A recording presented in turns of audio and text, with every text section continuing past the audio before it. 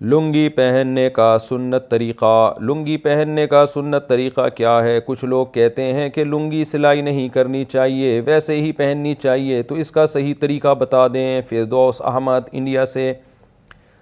بھائی کپڑے پہننے کا کوئی سنت طریقہ نہیں ہے، ہر قوم کا اپنا کلچر ہے۔ ہمارے نبی صلی اللہ علیہ وسلم نے عرب میں جو اس وقت کلچر تھا اسی حساب سے لباس پہنا آپ صلی اللہ علیہ وسلم نے۔ تو کبھی آپ نے جبہ بھی پہنا ہے، کبھی لنگی بھی پہنی ہے، تو جو آپ کو سوٹیبل لگے آپ وہ کپڑا پہنیں۔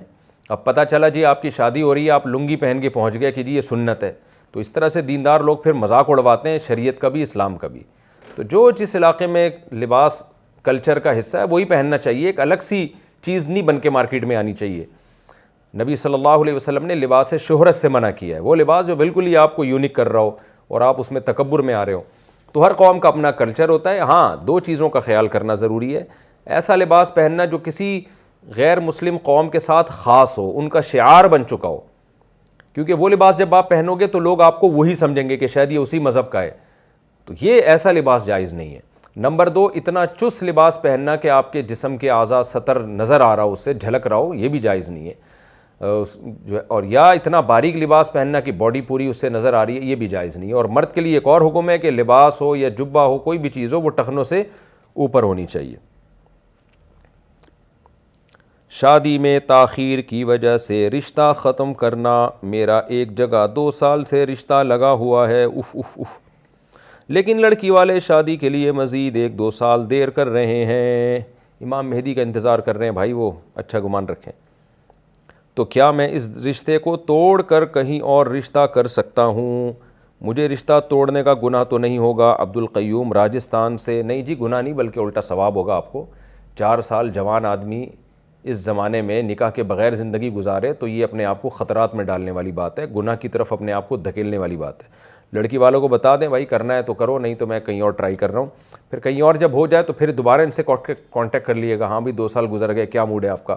کر دیں تو دوسری ہو جائے گی، نہیں کریں تو کوئی بات نہیں، پھر کہیں اور ٹرائی کریں۔ موبائل پر تلاوت کے آداب۔ آج کل موبائل پر جو قرآن مجید کی تلاوت کی جاتی ہے یہ کیسا ہے؟ اس بارے میں کیا حکم ہے اور اس کی کیا شرائط و آداب ہیں؟ راشد صاحب کراچی سے۔ جائز ہے، بہتر تو یہی ہے کہ مصحف میں قرآن کی تلاوت کی جائے، تو تواتر سے اسلاف سے منقول ہے، اس کی ایک الگ برکت ہوتی ہے، خود آپ کو محسوس ہوگا اس کی ایک روحانیت۔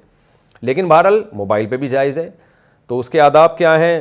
موبائل پہ تو علماء کا اختلاف ہے کہ بغیر وضو کے آپ اس پیج کو ہاتھ لگا سکتے ہیں یا نہیں لگا سکتے۔ میرا خیال ہے بنوری ٹاؤن کا فتویٰ یہی ہے کہ وہ جو پیج ہے نا جو آپ نے موبائل پہ قرآن کا کھولا ہوا ہے اس کو آپ ٹچ نہیں کر سکتے بغیر موبائل کے، یعنی اس پیج پہ ہاتھ نہیں موبائل تو پکڑیں گے آپ لیکن اس پیج پہ ہاتھ نہ لگائیں۔